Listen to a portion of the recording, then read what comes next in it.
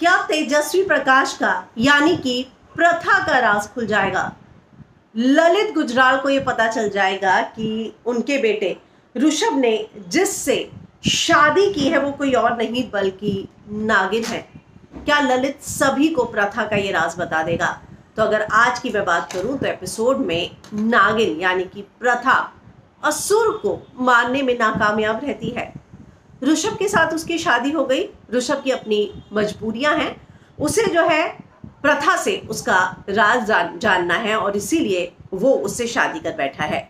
उसके साथ प्यार का नाटक करता है और इन सारी चीजों में जो सिम्बा और तेजस्वी की केमिस्ट्री निकल कर सामने आई है, इस केमिस्ट्री का लोग बेसब्री से इंतजार कर रहे थे।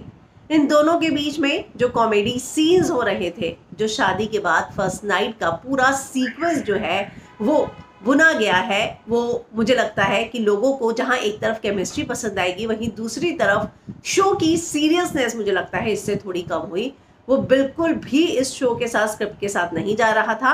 हालांकि बहुत ज़्यादा वो पूरा सीक्वेंस मुझे थोड़ा सा ओवर लगा, लेकिन जहां तेजस्वी की केंचुली बदलने वाली बात आई थी, जहां वो सीक्वेंस था, वहां पर तेजस्वी प्रकाश के जो एक्सप्रेशंस थे वो लाजवाब थे। तो यहाँ तेजस्वी हर एपिसोड के साथ जो है प्रूव करती जा रही है कि वो बेहतरीन एक्ट्रेस है। वहीं मैं सिम्बा से और ज़्यादा एक्सपेक्ट करती हूँ और मुझे लगता है कि सिम्बा जो है और बेहतर कर सकते हैं। वहीं नागिन जो है अपनी बहन यानी कि महक के साथ वापस जंगल जाती है और ललित गुजराल का नाश करने की कोशिश करती है, उसे दलदल में फेंकती है। हालांकि जिम्मेदारी निभा पाएगी या नहीं, इस बात का डाउट जो है वो अपनी बहन महक के साथ शेयर भी करती है। उसे लगता है कि चतुर्दशी की रात की अंतिम पहर लाल चांद की चांदनी जब उस पर पड़ेगी तभी उसे केंचुली बदलनी है और कहीं उसका पति ऋषभ न देख ले। अब जिस मिशन पर निकली है शेष नागिन वो है असुरों का नाश। तो वो जाती है जंगल में, ललित का नाश भी करती है, लेकिन उसमें वो असफल हो जाती है। ऋषभ अपने पिता को बचा लेता है। वो उसी ट्रिक को अपनाता है जिस ट्रिक का सहारा लेकर तेजस्वी ने सिम्बा को यानी कि ऋषभ को और रितेश यानी उनके छोटे भाई को खाई में गिरने से बचाया था।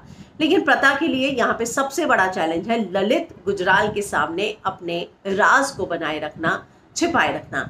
आपको याद होगा एक विश का जिक्र जो है इस एपिसोड में किया गया, जहां पर विश देकर ये पूरी की पूरी पावर होती है नागिन के पास कि वो याददाश्त या किसी को निद्रा में डाल सके।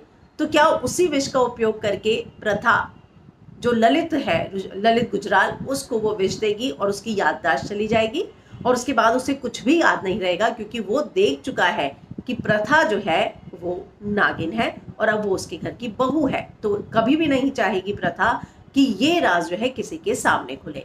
वही प्रथा ये बोलती हुई नजर आती है, जो हमें कल दिखाया जाएगा, कि अगर असुरों का विनाश के लिए मुझे यही रास्ता चुनना होगा तो मैं ये रास्ता चुनूंगी। अब किस रास्ते को चुनने की वो बात कर रही है? क्या ऋषभ के साथ गृहस्थी एक अच्छे से बसाने की, या फिर अपने ससुर ललित गुजराल की याददाश्त गायब करने की? क्योंकि उसे पता है कि वो असुर है। लेकिन वहीं प्रथा इस बात पर भी है कि जब रिम अपनी जान ले रही थी तब कहा कि शेष नागिन किसी बेकसूर की जान को नहीं जाने देगी। यानी कि प्रथा जब तक उस घर में है सिर्फ और सिर्फ असुरों का विनाश करेगी, वो किसी और बेकसूर की जान जो है नहीं जाएगी। वहीं रिम की माँ, जिनका किरदार उर्वशी ढोलकिया निभा रही हैं, उनके हाथ में केंचुली लग जाती है और उसे समझ में नहीं आता और वो इस बात को लेकर शपथ लेती है कि वो उस लड़की की जिंदगी यानी कि प्रथा की जिंदगी बर्बाद करेगी जिसने उसकी दोनों लड़कियों की जिंदगी बर्बाद की है। तो प्रथा के यहाँ पर बहुत सारे दुश्मन जो है खड़े होते जा रहे हैं, लेकिन यहाँ प्रथा और महक अकेले हैं और उसके दुश्मन की लिस्ट जो है वो लगातार बढ़ती जा रही है। तो क्या ऋषभ के सामने प्रथा का राज बना रह पाएगा?